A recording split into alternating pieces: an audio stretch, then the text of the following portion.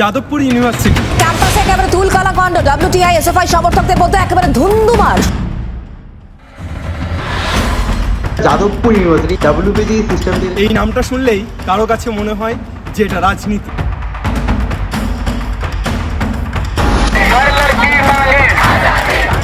কারো মনে হয় স্বাধীনতা, আবার কারো কাছে এটা ড্রিম কলেজ। আজ আমরা যাদবপুর ইউনিভার্সিটিতে এসেছি এমন কিছু ছাত্রছাত্রীর সাথে কথা বলতে যাদের কাছে একসময় এটা ড্রিম কলেজ ছিল, আর WBJEE নামক যে এন্ট্রান্স এক্সাম ইঞ্জিনিয়ারিংয়ের জন্য হয় সেটা দিয়ে অনেকের ড্রিম কলেজ থাকে যাদবপুর। আজকে আমরা কথা বলে নেব এমন কিছু ছাত্রের সাথে যারা যাদবপুরে CSE নিয়ে প্রথম ইয়ারে পড়াশুনো করছে এবং তারা কিভাবে তাদের স্বপ্নটাকে দেখছে, তারা কিভাবে পড়াশুনো করছে, কি স্ট্র্যাটেজিতে তারা পড়াশুনো করে যাদবপুরে চান্স পেয়েছে, এই সব কিছু নিয়ে কথা বলবো। সো লেটস গো।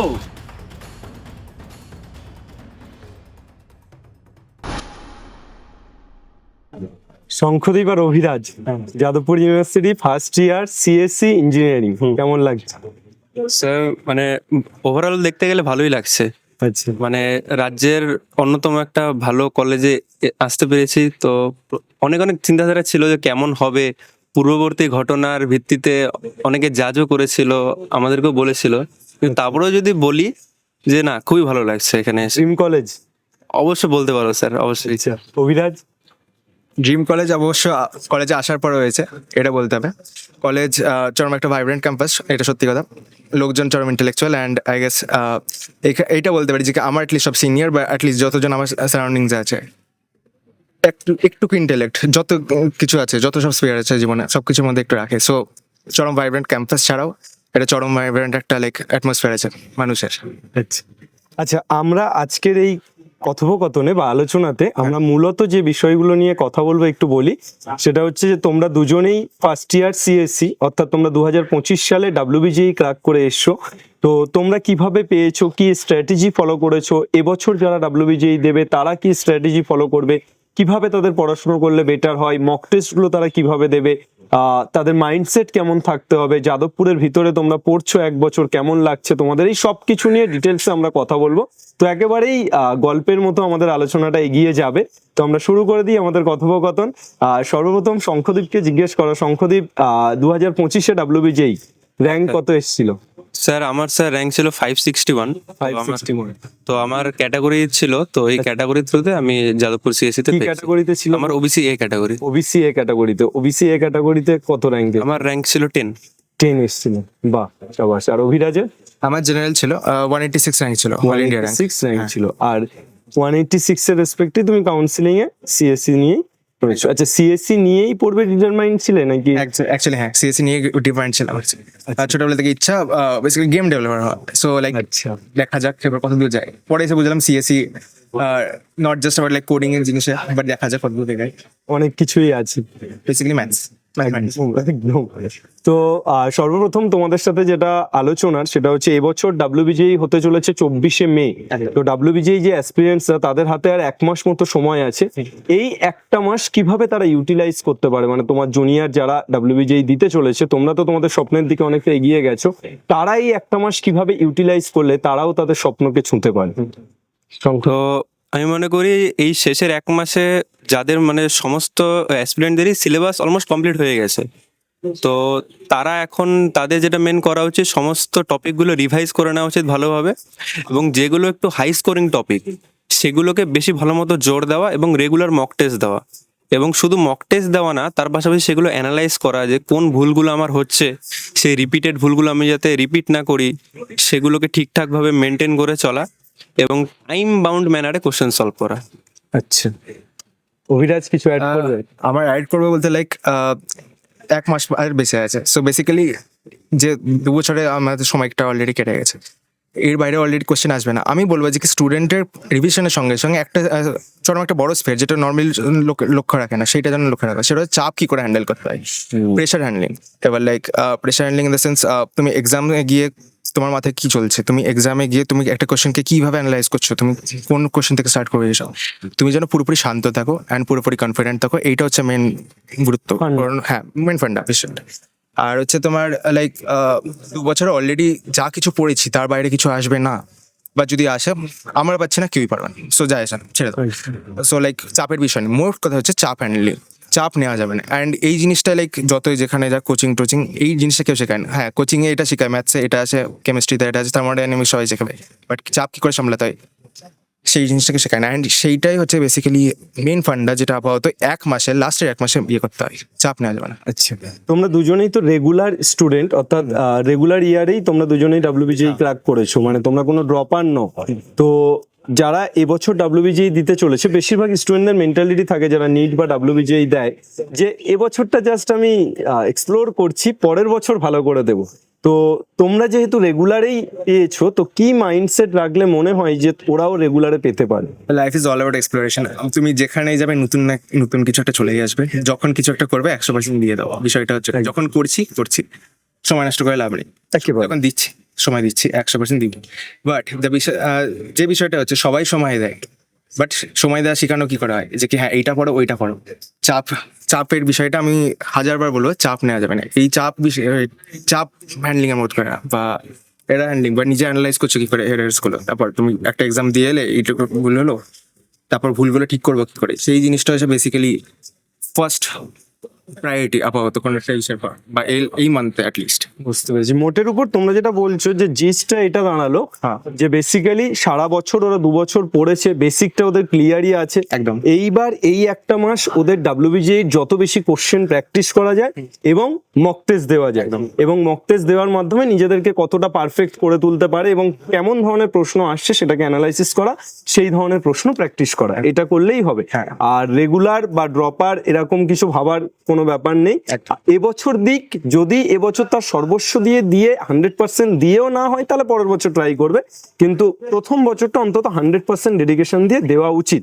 আর অভিরাজ খুব ভালো একটা পয়েন্ট বললে, যেটা হচ্ছে চাপ হ্যান্ডেলিং এর জায়গাটা, যে পরীক্ষার হলে অনেকেই প্রিপারেশন খুব ভালো নিয়ে যায়, কিন্তু পরীক্ষার হলে মনে করে আমি এতগুলো পারছি না, তাহলে আমি হেরে যাবো বা আমি পরীক্ষায় পাস করতে পারবো না, অন্যরা এগিয়ে যাচ্ছে, সেই জায়গাটা যাতে না হয় সেটাই তো তুমি বললে।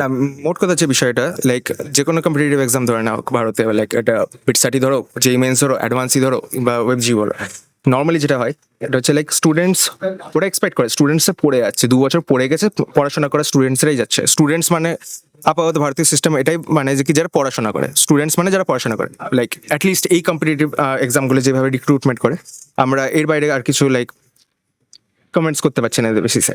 সো লাইক পড়াশোনা তো সবাই করছে, বাট লাস্টে গিয়ে ওই আউটসাইড ফ্যাক্টরটা কি, যেটা লাইক স্টুডেন্টস ডিফারেন্সিয়েট করে যে এই স্টুডেন্ট আলাদা ওই স্টুডেন্ট আলাদা। লাস্ট ফ্যাক্টর যেটা ইয়ে করে সেটা হচ্ছে লাইক তুমি কি করে এক্সাম হলে জিনিসটাকে হ্যান্ডেল করছো।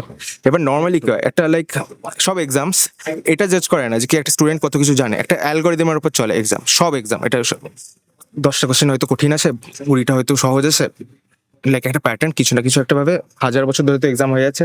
কোশ্চেন সেটার সেই একই বয়স্ক সেই প্রফেসর যারা ঘরে বসে ওই বই খুঁজে বানাচ্ছে, বই তো পাল্টায়নি, প্রফেসর তো পাল্টায়নি, কোশ্চেনের প্যাটার্নও পাল্টায়নি। এবার লাইক ওইটা ডিসকভার করার হচ্ছে মেইন লাইক একদম।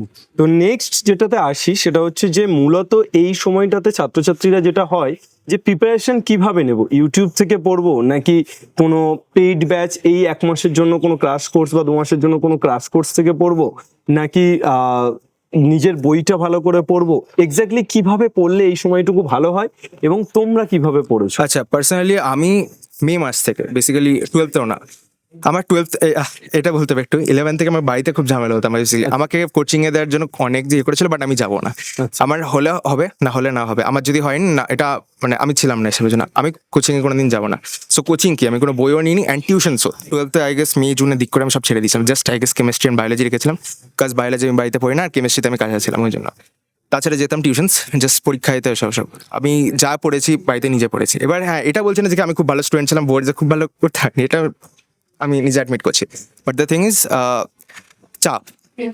লাস্টে গিয়ে আমার বন্ধুরা গেছে কোচিংয়ে, আমি যাইনি, আলাদা কোনো ফ্যাক্টর আসেনি। সেই লাস্টে সবাই একটা পেপারই দিয়েছে, একই নলেজ গিয়ে লাস্টে বের করতে হয়েছে বা দেখাতে হয়েছে কি পেপারে ওই একটা কোশ্চেনের জন্য মানুষ একটা কিছুই জানতে পারে। এমসিকিউ কম্পিটিটিভ এক্সাম কিছু করে নাই, অ্যালগরিদমটা এখানে এইভাবে সেট, লোকজনকে এইভাবে দেখা হয়। একদম।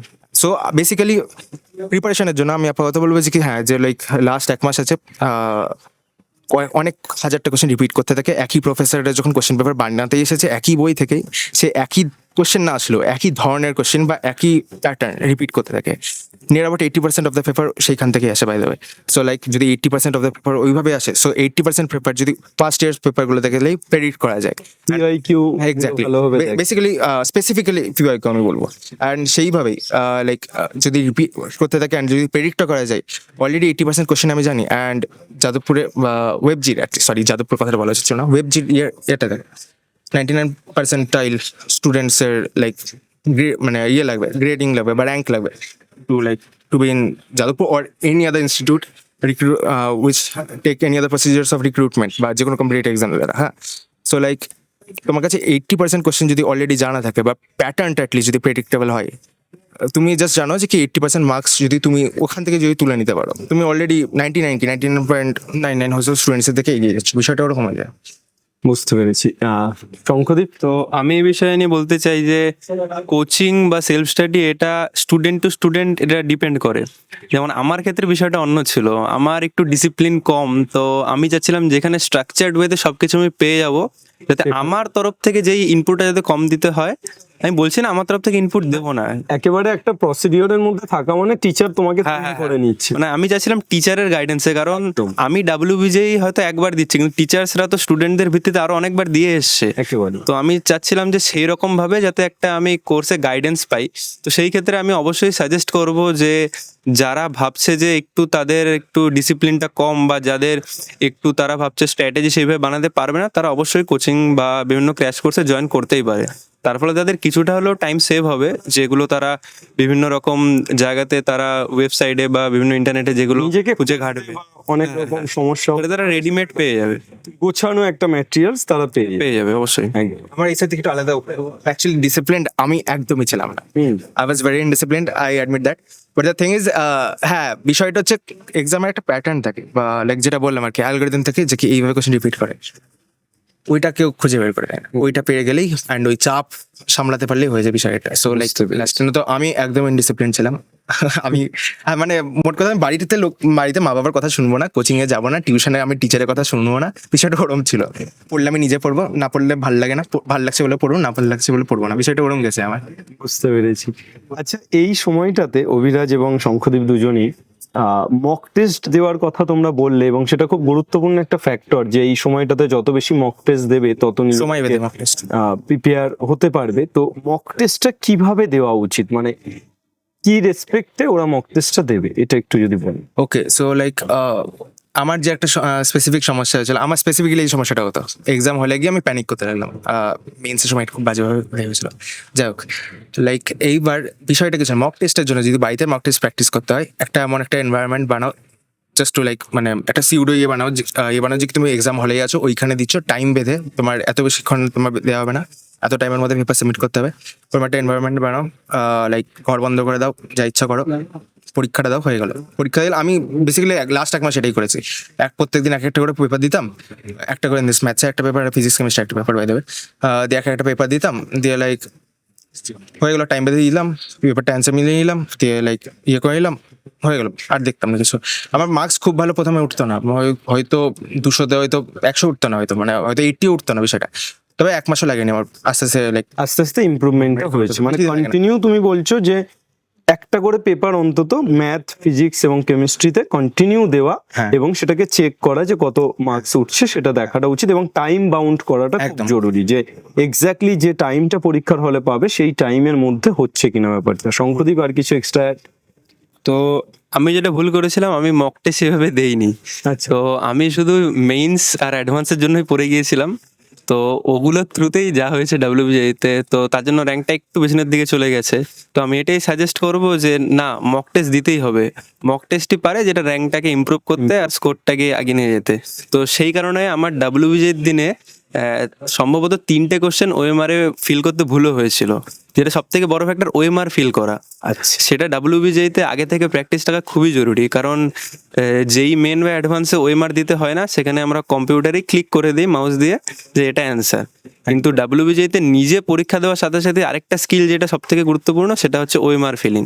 একদম। তো সেটা এদিক ওদিক হয়ে গেলেই তখন আমার নেগেটিভ মার্কিং হয়ে যাবে। নেগেটিভ মার্কিং হয়ে যাবে, একদমই তাই। তো মক টেস্টের মাধ্যমে এই ব্যাপারটাকে অনেক হ্যাঁ, হ্যাঁ, হ্যাঁ। পারফেক্ট করা যায়। হ্যাঁ, একদম। আচ্ছা, যাদবপুরে সিএসসি নিয়ে তোমরা পড়ছো, প্রায় 1 বছর হতে চললো। তো যাদবপুরে এবছর যারা সিএসসি নিয়ে পড়বে ভাবছে, তারা সবার মধ্যে একটা ডাউট থাকে যে কত র্যাঙ্ক করলে যাদবপুরে সিএসসি পেতে পারি।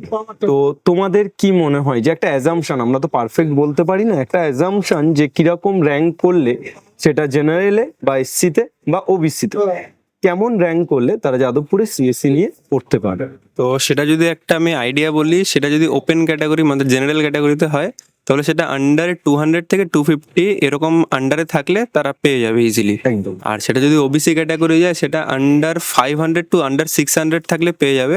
এবং সেটা যদি এসসি ক্যাটাগরিতে, সেটা আন্ডার 1500 মানে 1500 র্যাঙ্ক 1500 র্যাঙ্কের মধ্যে করলে ইজিলি তারা পেয়ে যাবে। আচ্ছা, তো এই র্যাঙ্কটা করার জন্য যে জেনারেল ক্যাটাগরিতে তুমি বললে 200 থেকে 250 মধ্যে rank মোটামুটি র্যাঙ্ক রাখলে, বা ওবিসিতে 500 থেকে 600 এবং এসসি বা অন্যান্যতে 1000-1200 মধ্যে র্যাঙ্কটা রাখলে, এই র্যাঙ্কটা করার জন্য স্কোর কেমন হলে মানে মনে হয় যে এই র্যাঙ্কটা আসবে? একদমই তাই।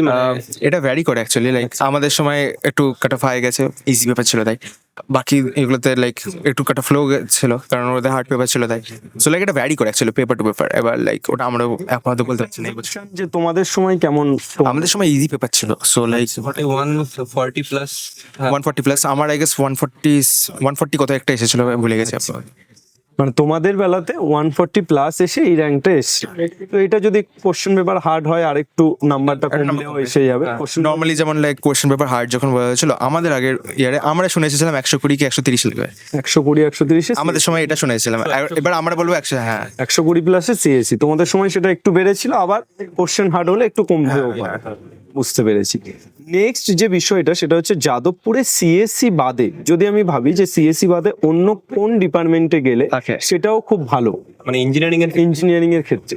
আচ্ছা। সো লাইক আমি অত ইঞ্জিনিয়ারিং ফ্যান ছিলাম না, এটা সত্যি কথা বলতে গেলে। আমি আপাতত লাইক একটু নিজেতে পাকা মেরে বলছি। ঠিক আছে, সায়েন্স ডিপার্টমেন্ট দিক থেকে গেলে ম্যাথসই নিয়ে যেতাম। আর্টসের দিক থেকে কম্পারেটিভ লিটারেচার, ইঞ্জিনিয়ারিং দিক থেকে দেখতে গেলে কম্পিউটার সায়েন্স ঠিকই আছে। কম্পিউটার সায়েন্স ঠিকই আছে। আমি বলছি যে কম্পিউটার সায়েন্স ইঞ্জিনিয়ারিং যাদবপুরে এটাকে বাদ দিলে অন্য কি কি ডিপার্টমেন্ট আছে যে ডিপার্টমেন্টগুলোতেও স্টুডেন্টরা এনরোল করতে পারে?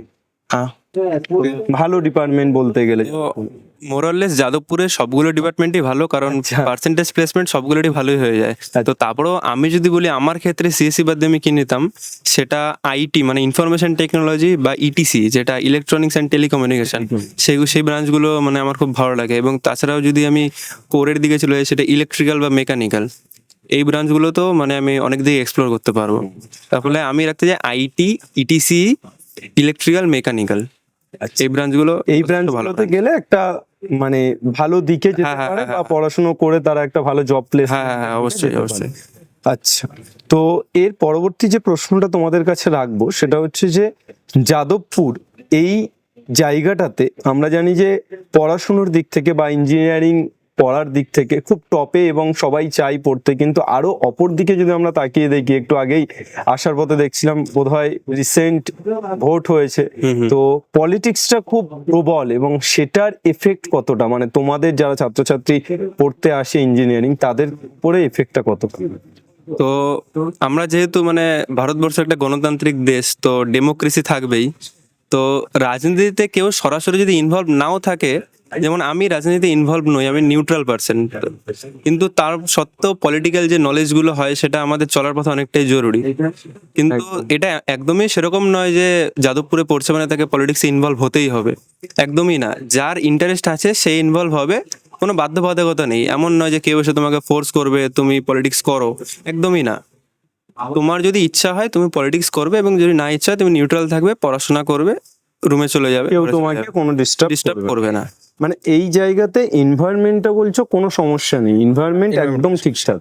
তবে হ্যাঁ, এটা আমরা বিশ্বাস করি। লাইক নর্মালি এটা বলছি, লাইক আমার পয়েন্ট অফ ভিউ, এখানে কেউ পলিটিক্যালি অ্যাক্টিভ থাকার কথা কেউ জোর করে না, এখানে কোনো ইয়ে না। বাট হ্যাঁ, যাদবপুর বলছি স্টেট অফ দ্য ইন্টেলেকচুয়ালস, আমি আপাতত এটা বলবো লাইক হ্যাঁ এখানে পলিটিক্যালি অ্যাক্টিভ হওয়ার জন্য কেউ বলে না, বাট হ্যাঁ একটা আইডিয়ালজি এখানে খুব চলে লাইক এসে আছে অ্যান্ড উইচ আমি সাপোর্ট করি আপাতত, লাইক পলিটিক্যালি অ্যাক্টিভ না থাকলেও পলিটিক্যালি অ্যাওয়ার থাকো অ্যাটলিস্ট, একদম অ্যাওয়ার থাকাটা খুব জরুরি। অ্যান্ড এটা হচ্ছে যাদবপুরের এরিয়া আপাতত লাইক একেবারে। এখানে লাইক কেউ নর্মালি আমার মা বাবা যেমন ভাবতে যে কি না এখানে বিজেপি করতে হবে, টিএমসি করতে হবে, সিপিএম করতে হবে, ওইসব কিছু ব্যাপার নেই এখানে। তুই যেটা করছিস দেখে শুনে করবি, বিষয়টা জাস্ট এখানে এইটা চলে আপাতত। আচ্ছা, আমরা তো 2026-এ যারা ডাব্লিউবিজেই দেবে তাদের বিষয়ে অনেকগুলো প্রশ্ন করলাম তোমাদেরকে। 2028-এ যারা ডাব্লিউবিজেই দেবে তারা এই মুহূর্তে ক্লাস 11-এ পড়ছে, এবং 2027-এ যারা ডাব্লিউবিজেই দেবে তারা ক্লাস 12 শুরু করলো সবেমাত্র। তো এই দুটো ক্যাটাগরির স্টুডেন্ট যারা ক্লাস 12-এ শুরু করছে অর্থাৎ সেমিস্টার 3 শুরু করছে, আর যারা সেমিস্টার 1 অর্থাৎ 11 শুরু করছে, তারা কিভাবে প্রিপারেশন নিলে একসাথে বোর্ডসের পাশাপাশি জেইর জন্য তাদের প্রিপারেশনটাকে স্ট্রং করতে পারে, একেবারে 11-এর শুরু থেকে কিভাবে প্রিপারেশন নেবে? সে আমি লাইক একটা কথা রিপিট করবো, লাইক পড়াশোনা আর লাইক কম্পিটিটিভ এক্সাম দুটো অ্যাকচুয়ালি একটু ডিফারেন্ট ফিল্ডস। এখানে জাস্ট সেই প্র্যাকটিসের বিষয়টাই চলে আসে শেখার জন্য। ক্লাস 11-তে যারা আছে ওরা তো লাইক স্টার্ট করছে সবে, একটা চ্যাপ্টার হয়ে গেল, সলভ এক্সাম্পল কয়েকটা দেখে নাও, পিওয়াইকিউ করে নাও, ভালো হলে ভালো, না হলে আবার প্র্যাকটিস করো, বিষয়টা এই রিপিট করে বিষয়টা চলে আসে। এটা এত বছর ধরে সবাই করেছে, 12তেও তাই করতে হবে। 12তে জাস্ট একটা জিনিস এক্সট্রা অ্যাড করতে হবে, সেটা হচ্ছে 11th রিভিশন।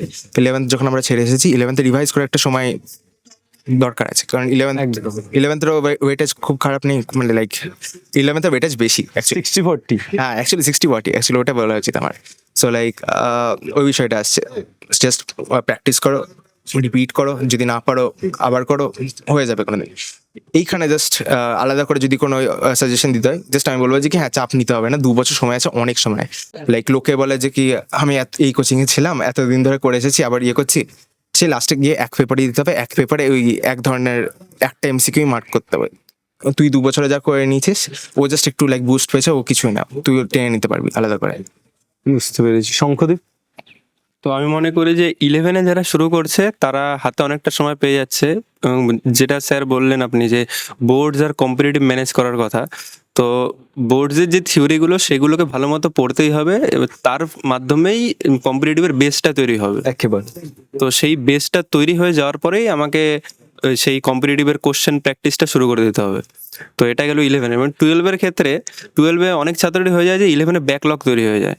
তো 12-এ তাদেরকে সময় ধরে নিয়ে, একটু সময় বেঁধে নিয়ে, যে সপ্তাহে এই কটা দিন আমি 11-এর সেই ব্যাকলগগুলো কভার করব, এবং পাশাপাশি 11টা রিভাইজ করব। একদম। এবং তারা যদি এই সময়টাকে যদি তারা ঠিকঠাকভাবে ম্যানেজ করে নিতে পারে, তাহলে 12-এও তাদের অনেক ভালো র্যাঙ্ক চলে আসবে, এবং তারাও অনেক ভালো ভালো কলেজে যেতে পারবে। একেবারেই খুব ভাইটাল পয়েন্ট তুমি কয়েকটা বললে, যে শুরু থেকেই যারা 11-এ পড়ছে তারা বোর্ডসের থিওরি এবং বেস কমপ্লিট করার পাশাপাশি, বেসিকটা কমপ্লিট করার পাশাপাশি কম্পিটিটিভের কোশ্চেন প্র্যাকটিস করুক। আর যারা 12-এ উঠে গেছে তাদের 11-এর যে ব্যাকলগটা পড়ে আছে, বিশেষত 11-এর অনেকেরই ব্যাকলগ পড়ে থাকে, কারণ 11টা অতটা গুরুত্ব দিয়ে পড়ে না। তো 11-এর ব্যাকলগটা যেটা পড়ে আছে সেটাকে একটা নির্দিষ্ট টাইম বেঁধে ক্লিয়ার করা, এইটা খুব দরকারও বটে। তা না হলে ব্যাপারটা কিন্তু ঠিক হবে না। তো একদম ঠিকঠাক ভাবেই ব্যাপারটা বলেছো। এবং শুরু থেকেই 11-এ যারা পড়ছে, তোমরা যারা 11-এর ছাত্রছাত্রী দেখছো তাদেরকে এটা বলবো যে দাদারা কিন্তু এক্সপেরিয়েন্স, ওরা নিজেরা পড়াশুনো করেছে, এই জায়গায় এসছে, তো বুঝতে পারছো যে ওরা যে গাইডটা দিচ্ছে সেটা কিন্তু খুব জরুরি। ক্লাস 11টা যদি ফাঁকি মেরে কাটাও তাহলে 12-এ গিয়ে অনেক বেশি লোড পড়বে। এবং 11-এর যে জায়গাটা আমরা বলছিলাম, আলোচনা করছিলাম যে 60-40 রেশিও, 11-এ প্রায় 60% কোশ্চেন যেহেতু থাকে, তাই তুমি যদি 11টাকে ছেড়ে ডাব্লিউবিজেই ভাবো, কোনো কিছুই হবে না আর কি। মানে ডাব্লিউবিজেই তো হবেই না, নিট হবে না, যে কোনো কম্পিটিটিভ এক্সাম 11 ছেড়ে কোনো কিছুই সম্ভব নয়। তো 11টাকে নিয়েই ভাবতে হবে। নেক্সট আমরা যে প্রশ্নটাতে আসবো সেটা হচ্ছে যে অনেকেই ভাবে আমরা সিএসসি নিয়ে পড়বো, কিন্তু এই সিএসসির প্রেশার কতটা? তোমরা তো 1 বছর পড়ছো, এটা কতটা প্রেশার লাগছে?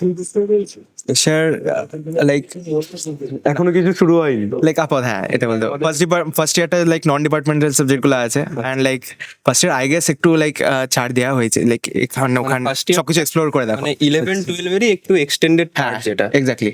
মানে এখনো সেইভাবে আমাদের কম্পিউটার সায়েন্সের সাবজেক্টগুলো শুরু হয়নি, কারণ সেইভাবে চাপ ফিল হয়নি। তবে এমনও নয় যে চাপ একদমই নেই। যেমন আমাদের যেগুলো সাবজেক্ট ছিল ওগুলোকে পড়তে হবে, মানে 11-12-এর এক্সটেন্ডেড পার্ট, তার মানে একদমই না যে 11-12ই শুধু, একদম, সেই তার সাথে extended সাথে part গুলো এক্সট্রা গুলো পড়তে হবে। পড়তে হবে। আচ্ছা, মোটামুটি একটা জিনিস বোঝা যায় যে সময়ের কাজ সময়ে করে নিলে চাপ খুব বেশি হওয়ার কথা না নয়, যে ঠিকঠাক টাইমে আমি আমার কাজটা করে নেব। আচ্ছা, নেক্সট যেটা বিষয় সেটা হচ্ছে যে এক ধরনের স্টুডেন্ট আছে বা এক ধরনের বাবা মাও আছে, গার্জেন, যারা মনে করে যে দিনে এতক্ষণ করে পড়া উচিত, এভাবে পড়া উচিত, এই সময়টা দেওয়া উচিত। তোমরা তোমাদের নিজেদের যে পড়াশোনার কেরিয়ার বা যে 11-12 2 বছর, সেখানে এরকম কোনো স্ট্র্যাটেজি মেনটেন? না, একদমই না, এটা একেবারে লাইক ভুলভাল স্ট্র্যাটেজি। আমি এটা একেবারে বলে অপমান করি এই জিনিসটা, ওটা এরকম করা উচিত না। কোনো স্টুডেন্টকে তুমি 8 ঘন্টা পড়তে এটা চাপানো উচিত না। আচ্ছা একটা স্টুডেন্টের ব্রেন নিজের মতো ইয়ে করে, লাইক আচ্ছা মানুষ হাজার বছর ধরে লাইক এভলিউশন দিয়ে গেছে, ওরা মাঠে ঘাটে ঘুরে বেড়াতো, ওরা ইয়ে করতে বেড়াতো। তোমার একটা লাইক এলইডির নিচে তোমার একটা স্ক্রিন বা একটা পেপার দেখার জন্য তুমি তৈরি না। একটা বাচ্চা কিভাবে কাজ করছে ওটা তুমি বলার কেউ নেই। ফার্স্ট অফ অল এটা আমি এটার আমি খুব বিরোধী যে 8 ঘন্টা পড়তে হবে, এটা আমি কোনোদিন পড়তাম না। আমার যখন ইচ্ছা হতো আমি পড়তাম, আমি যখন ইচ্ছা হতো না পড়তাম না। অ্যান্ড হ্যাঁ, টিউশন পড়তে যেতাম, বাট হ্যাঁ মা বাবাকে বলতাম পড়ে যেতাম, খেলতে বেরিয়ে যেতাম। সত্যি কথা, এটা আমি কোনোদিন ইয়ে করে করিনি। বাট হ্যাঁ, পড়েছি যখন ভালো করে পড়বো, বিষয়টা এরকম করে গেছে জাস্ট লাইক। সো আমি যখন করি না, আমার বিশ্বাস করি না যে কি সবার দরকার একটা নির্দিষ্ট রুটিন, হ্যাঁ। প্রতিদিন এতক্ষণ পড়তে হবে, এই ব্যাপারটাতে তুমি বিশ্বাসী না? একদমই নেই। তোমার যতটা মন দেবে, যতটা শরীর দেবে, সেই অনুযায়ী তুমি ডিল। বরঞ্চ বলবো যে কি এই হাজার জনে পড়ে যে কি 16 ঘন্টা পড়ে গেলাম, 22 ঘন্টা পড়ে গেলাম, বিষয়টা ওরকম করে লোকজন বলে আরে শরীরের উপর চাপ পড়বে তোর, তুই নিতে পারবি না, তুই নিতে পারবি না। তোর 2-3 দিন ভালো লাগবে, কিছুদিন পর ঘুম উড়ে যাবে, কিছুদিন পর হয়ে যাবে, তখন তুই এক্সামে গিয়ে ঘুমাবি। একেবারেই, মানে শরীর না নিতে পারলে সেটা তো শরীরের উপর শরীর না নিতে পারলে মাথাও নিতে পারবে না, তোর মাথা না নিতে পারলে তোর যাই হোক, ইটস এভিডেন্ট। শঙ্খদীপ কি বলবে? তো আমি মানে 50% সাপোর্ট করি, 50% করি না। যেমন ধরো যে টাইম বেঁধে, ব্যালেন্স, মানে টাইম বেঁধে যে পড়াশোনাটা, সেটাও আমি মানে ঠিক সাপোর্ট করি না। কারণ যখন আমার যতটুকু পড়া দরকার, একদম যেদিন আমার বেশি পড়া থাকবে সেদিন আমি সেই পড়াটা কমপ্লিট করে ঘুমাবো।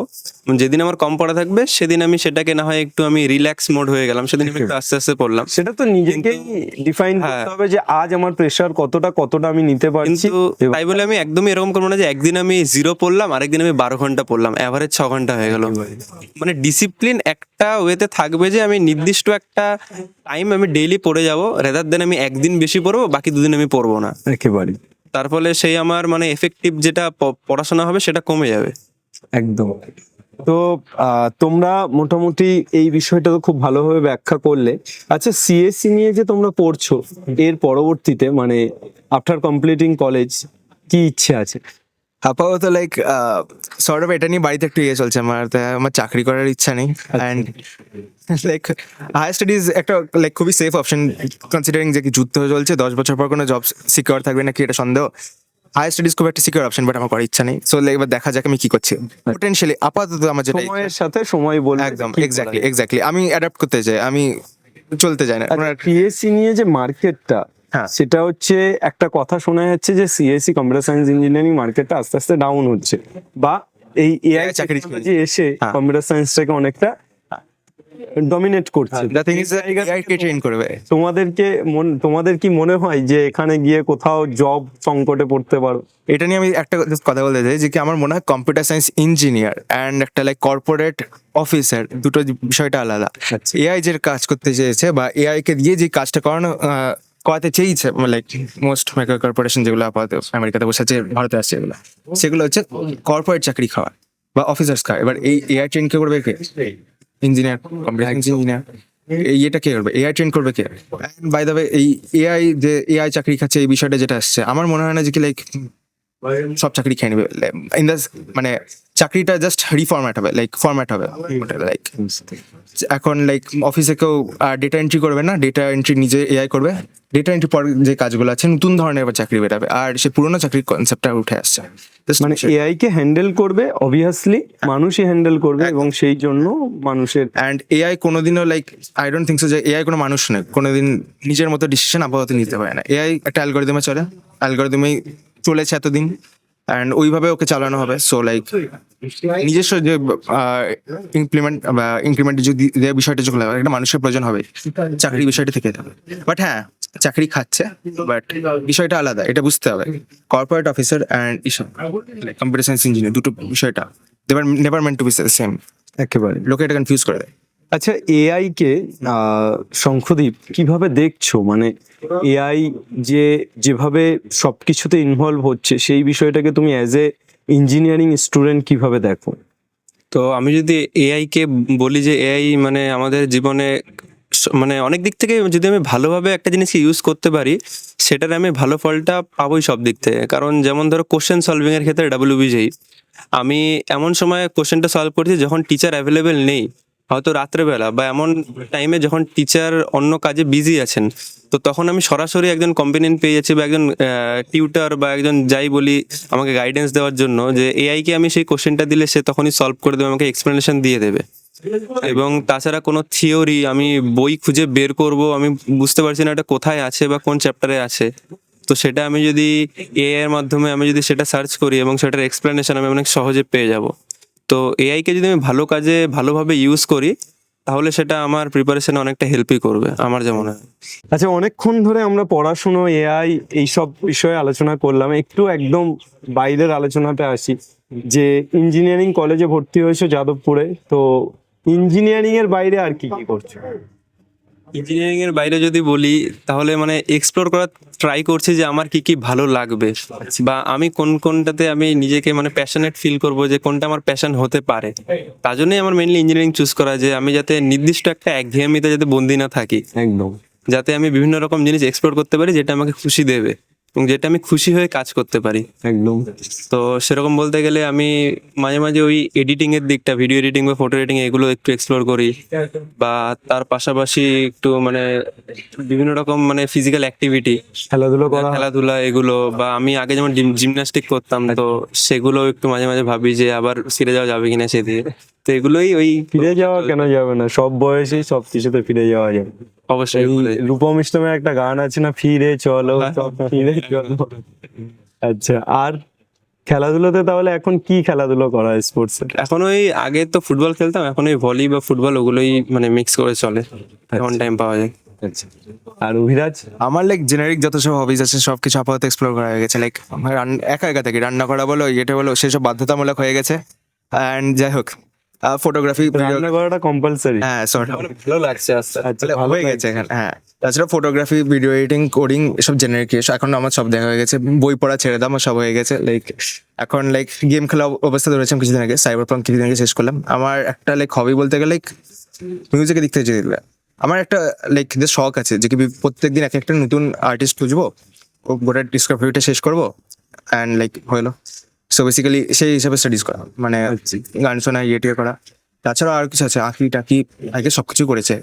কলেজে এসে সবকিছু হয়ে গেছে, মানে ভেরিয়েশন খুব একটা ব্রড অনেক স্পেকট্রামে রাখা। করা যাচ্ছে। এই স্পেসটা বোধহয় যাদবপুরই দেয় নাকি? মানে সব কলেজ কি এরকম স্পেস দেয় যে পড়াশোনার সাথে আরো সবকিছু করা? আমার মনে হয় না, খুব প্রেশার থাকে। কিন্তু যাদবপুরে আমি দেখেছি যে ছেলে মেয়ে আসলে তারা একটা জায়গা পায়, যে স্পেসটা পায়। আর একটা দেখেছি যে আইআইটি কলেজগুলোতে, বিশেষত আমি কিছুদিন আগে তোমার খড়গপুর আইআইটিতে গেছিলাম, দুটো ছেলে ইন্টারভিউ করতে, তো ওখানে ওরাও বলছিল যে স্পেসটা দেয়, যে অনেক কিছু করার এক্সপ্লোর দেয়, যে অনেক কিছু করে তুমি নিজেকে এক্সপ্লোর করতে পারো এবং তারপর তুমি দেখতে পারো তুমি কোনটাতে প্যাশনেট, সেটাকে তুমি চুজ করতে পারো। এটা খুব ইম্পর্টেন্ট একটা পার্ট। এবং আমরা দেখি তো এখন বিশেষত ইঞ্জিনিয়ারিং কলেজ থেকে, আইআইটি বা যাদবপুর ইঞ্জিনিয়ারিং কলেজ থেকে পড়ে ইঞ্জিনিয়ার খুব কম হয়। বাকি অন্যান্য প্রফেশনে কেউ মিউজিক ডিরেক্টর হয়ে যাচ্ছে, কেউ গান গাইছে, কেউ সিনেমা বানাচ্ছে, জিতু ভাইয়া, ঠিক আছে? তো এই ধরনের লোকজন, কেউ স্পোর্টসে চলে যাচ্ছে, কেউ এন্টারপ্রেনিয়রশিপ করছে, মানে এই ধরনের লোকজন বেশি তৈরি হয়ে যায়। তো তোমাদের ইচ্ছে আছে যে এরকম ভাবে ইঞ্জিনিয়ারিং পড়ার পর একেবারে অন্য একটা ফিল্ডে চলে যাবো এবং সেখানে গিয়ে এক্সপ্লোর করবো? যদি ইঞ্জিনিয়ারিং এক ধরনের আর্টস আমি বলবো বেসিক্যালি। সো হ্যাঁ, এটা লাইক সুযোগ দিচ্ছে। ইঞ্জিনিয়ারিং এক ধরনের আর্টসই, জাস্ট নামটা আলাদা, অ্যান্ড এটা একটু basically more sorted out. So that's the thing. আচ্ছা, তো তাহলে আগামীর যে পথ, তোমরা আগামীতে কি করবে সেটা আগামীই বলবে, সময় বলবে। Exactly, হ্যাঁ। যে তোমরা এখন পুরোপুরি নিজেদেরকে এক্সপ্লোর করছো, আগামীতে তোমরা দেখবে যে কি হ্যাঁ করা যায়। হ্যাঁ, জাস্ট আমি কোনো জব নিয়ে এনভায়রনমেন্টের সঙ্গে অ্যাডাপ্ট করতে চাইছি না, আমি নিজের সঙ্গে অ্যাডাপ্ট করতে চাইছি। বড় হয়ে কি আমার ভালো লাগছে আমি সেইটা করতে চাই। Specific এটা আচ্ছা, এখন যারা ইঞ্জিনিয়ারিং বা জেইর জন্য প্রিপারেশন নিচ্ছে, তাদেরকে যদি বলি যে তোমরা দুজন কিছু অ্যাজ এ সিনিয়র কিছু উপদেশ নয়, কিছু বলো যে তাদের কিভাবে পড়া উচিত, কি করা উচিত, কি বলবো? আমি তো খুব খারাপ উপদেশ দিই। আমার গ্রামে লাইক খুব বদনাম আছে আমার, পড়তে হবে না এসব বলে দিই direct. But the thing is, যদি করতে হয় খুব ভালো করে কর, সময় যখন দিচ্ছিস সময় নষ্ট করিস না, খুব ভালো 100% নিজে তখনই দে। যখন পড়ছিস 100% পড়, তোর পড়ার সময় পড়, পড়ছিস যখন ভালো করেই পড়, পরে আবার আলাদা করে পড়ে কোনো ইয়ে নেই, ড্রপ নিয়ে সময় নষ্ট করে লাভ নেই, একটাই জীবন, বেশি দিন নিন। একটাই জীবন, বাঁচতে হলে বাঁচার মতো। একদম। অ্যান্ড হ্যাঁ, এটা লাইক গাইডেন্স আলাদা করে দেওয়ার কিছু নেই, সবাই practice, test paper, tuition teacher, সবাই সব জিনিস একই বছর, লাইক এটা বলা হচ্ছে লাইক 1000 বছর ধরে একইভাবেই দেওয়া এসেছে, একইভাবে নিয়ে গেছে, একইভাবে স্টুডেন্টও বেরিয়েছে, আমরাও বেরাবো, কনফিডেন্স রাখলে হলো, আর কিছু না। অ্যান্ড হ্যাঁ, চাপ পড়বে সাইড থেকে, ওইটা জাস্ট কেউ শেখায় না কি করে সরাতে হয়, সেই জিনিসটা লাইক নিজেকে বুঝতে হবে। একদম। আচ্ছা শঙ্খদীপ কি বলবে? তো আমি মনে করি যে যদি একদম প্রথম থেকে আবার শুরু করা যায়, তো ওই ভালো মতো সবকিছু শুরু থেকেই ভালো মতো পড়ো। কোন জিনিসটাকে ফেলে রাখা যে আমি পরেও পড়ে নিতে পারবো, এখন একটু থাকুক, সেটা যাতে না হয়। পড়ার সময় পড়া এবং বাকি খেলা বা অন্যান্য যেগুলো যেগুলো আমাকে এক্সট্রা মজা দেবে সেগুলো করতে পারি পাশাপাশি, কিন্তু পড়ার টাইমে পড়াটাকে মেনটেন করে যেতেই হবে। একেবারে ওই জায়গাটাতে কোনো কম্প্রোমাইজ না। আচ্ছা তোমাদের জীবনেও তো ডিস্ট্রাকশন আছে এবং প্রত্যেক মানুষের জীবনেই থাকে, এটাকে কিভাবে হ্যান্ডেল করেছো? মানে মেনে নিয়েছি কিছু, মানে কম করার ট্রাই করেছি ডিস্ট্রাকশন, যেমন যেটা সবথেকে বড় স্ক্রিন টাইম, মোবাইলের স্ক্রিন টাইম। তো সেটাকে কম করার ট্রাই করার জন্য মানে যেগুলো ডিস্ট্রাকশন অ্যাপ সেগুলোকে ডিলিট করার ট্রাই করেছি। মনে হতো আবার ইনস্টল করে দিই, কয়েকবার ইনস্টল করেওছি, আবার চালানোর পরে আবার ডিলিট করে দিয়েছি, কিন্তু যখন মক টেস্ট স্কোর কমে যেত তখন আবার আনইনস্টল, আবার মোটিভেট হতে আবার আনইনস্টল। তো এটাই গাইডেন্স যে সোশ্যাল মিডিয়া থেকে যত দূরে থাকবে তত ভালো, ডিস্ট্রাকশন কম থাকাই বেটার। একদম। আর একটা জিনিস, এটা তুমি খুব ইম্পর্টেন্ট একটা পয়েন্ট বললে যে কমপ্লিটলি ডিস্ট্রাকশন ফ্রি বা ডিস্ট্রাকশন জিরো এটা হওয়া ইম্পসিবল এই মুহূর্তে, মানে এই সময়ে দাঁড়িয়ে। তো সেই জন্য ডিস্ট্রাকশনকে কম করা যেতে পারে এবং নিজেকে কোনটা প্রায়োরিটি দেব কোনটা দেব না সেটা বোঝা যেতে পারে। যে যেটা আমি 2 ঘন্টা ওয়েস্ট করছি, আমি একদিন দেখলাম যে 2 ঘন্টা আমার স্ক্রিন টাইম চলে গেল, আমি সেটাকে 2 ঘন্টা থেকে 20 মিনিটে আনবো, কিন্তু একেবারেই যে বাদ দেওয়া সেটাও খুব বেশি চ্যালেঞ্জ। বেসিক্যালি ওইটাই, লাইক হ্যাঁ ডিস্ট্রাকশন আসছেই, তোমার সময় নষ্ট হবেই, বাট জাস্ট একটা অ্যাকাউন্ট রাখো কতটা সময় নষ্ট করছো, একেবারে। Set your priorities first. একেবারে একেবারে জাস্ট ওই টাইমটাকে মেজার করা যে আমরা কতটা সময় নষ্ট করব। আচ্ছা এরপর আমরা চলে আসি, আমরাও অনেকটা সময় দিয়ে ফেললাম, তো আর বিশেষত আমরা খুব গভীর আলোচনায় না গিয়ে একটা র্যাপিড ফায়ার রাউন্ড করব, যে আমি তোমাদেরকে 2টো করে অপশন দেব, তোমাদের একটাকে চুজ করতে হবে। তো সেটা এক এক করে তোমাদের মানে শুরু করি, প্রথমে অভিরাজকে দিয়েই শুরু করি। অভিরাজ, প্রথমে তো বহরমপুর মুর্শিদাবাদ বাড়িতেই ছিলে, উচ্চ মাধ্যমিক ওখান থেকেই দেওয়া, এবং তারপর যাদবপুরে আসা, যাদবপুরে এসে এখন পিজিতে থাকছো, মানে নিজের রান্না বান্না আজকেই বলছিলে যে নিজে রান্না করেছো তোমরা, তো কোনটা বেটার? আমি যদি বলি যে অপশন চুজ করো, বাড়ি না পিজি? হ্যাঁ বাড়ি। বাড়ি, ওখানে মায়ের আদর আছে। আচ্ছা শঙ্খদীপেন? তো মানে এটা মানে যদি দুদিক থেকে বলা যায়, যদি বলি যে কমফর্ট তাহলে বাড়ি, আর যদি নতুন কিছু শেখা বা নতুন ভাবে এখানে কিছু মানে শুরু করা, নতুন জীবনের দিকে এগিয়ে যাওয়া, তাহলে এই জীবনটা, কলেজের জীবনটা। মানে দুটোই দরকার সমানভাবে। আমার এই অ্যান্সারে দেওয়া উচিত ছিল। আচ্ছা তোমরা ইঞ্জিনিয়ারিং পড়ছো, আর ইঞ্জিনিয়ারিং পড়ার যে কোনো স্টুডেন্ট, আই থিঙ্ক ইঞ্জিনিয়ারিং পড়া স্টুডেন্ট ছাড়াও 3 ইডিয়টস স্টুডেন্ট লাইফে সবাই দেখে, এবং এটা একটা কালজয়ী সিনেমা বলা হয়, যে ভারতবর্ষে এরকম আইকনিক সিনেমা খুব কমই বেরিয়েছে। তো সেখানে খুব দুটো ইম্পর্টেন্ট ক্যারেক্টার ছিল, র্যাঞ্চো এবং চতুর। তো আমি যদি তোমাদেরকে চুজ করতে বলি, কাকে চুজ করবে? র্যাঞ্চো। র্যাঞ্চো। আচ্ছা, মানে প্রতিটা ইঞ্জিনিয়ারিং স্টুডেন্ট র্যাঞ্চোকেই চুজ করবে। চতুরকে ভালো লাগলেও মনে মনে, সামনে সামনে বলা যাবে না। আচ্ছা, ম্যাথ না ফিজিক্স? ম্যাথ। আমি ফিজিক্স। বাহ, ম্যাথ ফিজিক্স দুজন পাশাপাশি বসে আছো। আইআইটি তো ইচ্ছে ছিল নিশ্চয়ই, যেই মেন যেই অ্যাডভান্স দিয়েছো, এবং আলটিমেট যাদবপুরের দিকে ব্রাঞ্চ হচ্ছিল একেবারে। তো এখন যদি যাদবপুরে অনেকটা সময় কাটিয়েছো, এখন যদি আমি বলি যে আইআইটি না যাদবপুর, কোনটাকে চুজ করবে? আমি যাদবপুর বলবো। মানে এই মুহূর্তে এখন যাদবপুর। যাদবপুর, মানে মজাটা পেয়ে গেছো একদম। আচ্ছা, অফিস না ক্লাসরুম? ক্লাসরুম বলবো আমি। ক্লাসরুম আপাতত, পরবর্তীতে অফিস দেখা। ক্লাসরুমই বলবো। একদম। আচ্ছা, জব না এন্টারপ্রেনিউরশিপ? এন্টারপ্রেনারশিপ। দুজনেই এন্টারপ্রেনিউরশিপের দিকে যেতে চাও। আচ্ছা, স্কুল না কলেজ? কলেজ। মানে স্কুলের থেকে কলেজকেই বেশি প্রেফার করবে? কলেজে মানে ওই ফ্রিডমটা আছে, স্কুল বদ্ধ রাখতো। পাশাপাশি অন্য কিছু করতে পারবো, যেটা স্কুলে ওই নির্দিষ্ট একাডেমিক কালচারে আমাকে একদম। ইভেন একাডেমিক্স ফেল্ট ক্লোজড স্কুলে, এটা বলতে হবে। আচ্ছা তোমরা অফলাইনেও পড়েছো, অনলাইনেও নিশ্চয়ই পড়েছো, তো এই দুটোর মধ্যে চুজ করতে বললে অফলাইন না অনলাইন? আমি বাড়িতে একা একা পড়েছি, আমি কোনো যাইনি কোথাও। আচ্ছা, মানে তুমি অফলাইন অনলাইন কোনোটাই নয়? না। তুমি একা, যদি তোর ডাক হ্যাঁ, বাট টিউশন টিচার আমাকে চলো। তবে আমার টিউশন টিচার ভালো ছিল যতদিনের কাছে, এটা মানবো আমি। বাট হ্যাঁ, যা পড়া হয়েছে আমার একাই পড়া হয়েছে। সবচেয়ে নিজেকেই প্রায়োরিটি দিয়েছো এবং নিজে বুঝে পড়েছো। শঙ্খদীপ? তো এখানেও মানে দুরকম দৃষ্টিভঙ্গি দেখা যায়, যে মানে কারোর যদি সময় যদি কেউ বাঁচাতে চায়, যাতায়াতের সময় বা বাড়ি থেকে দূরে থাকবো না, তাহলে অবশ্যই অনলাইন।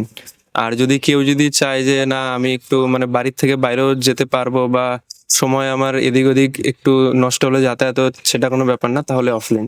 কিন্তু আমি মনে করি যদি সব দিক থেকে দেখি, তাহলে অনলাইনটা ঠিকই আছে, বাড়িতেই থাকবো, কমফোর্টেবল জোনে থাকবো, সময় নষ্টটা কম সময় হবে। নষ্টটা কম হবে। এবং এখন অনলাইন যেহেতু অনেক ভাস্ট লেভেলে হচ্ছে, অল ওভার ইন্ডিয়ার টপ টিচারদের কাছে পড়াও যাবে, সেটাও একটা সুযোগ আছে। আচ্ছা, এর পরবর্তীতে যেটাতে আসি সেটা হচ্ছে যে প্রেম না পড়াশুনো? পড়াশোনা মানে প্রেম হচ্ছে তোমরা না। কোনো রকম কোনো চাপে যাচ্ছ না? না। আচ্ছা, পড়াশুনো না স্পোর্টস, খেলাধুলো? পড়াশোনা কথা বলবো। আমি বলবো দুটোকে ব্যালেন্স করতে হবে। হ্যাঁ, সোর্ট অফ। পড়াশোনা স্পোর্টসের মধ্যে কোনো ডিফারেন্স নেই, আমি তাই বলবো আপাতত। আচ্ছা আচ্ছা, প্রেম না পড়াশুনো, এই উত্তরটা পড়াশুনো দিলে এটা কি না, প্রেম প্রেম না হচ্ছে পড়ার না। জন্য? মানে প্রেম হচ্ছে না বলে চাইলে হচ্ছে না। মানে হওয়ার চেষ্টায় আছো? সেরকম ঠিক না। আচ্ছা আচ্ছা, যাদবপুরে আমি এসে দেখলাম যে রিসেন্ট টাইমে তোমাদের বোধহয় ভোট হয়েছে এবং চারিদিকে লালে লাল হয়ে আছে, তো তোমাদের চয়েস কোনটা, লাল না অন্য কিছু?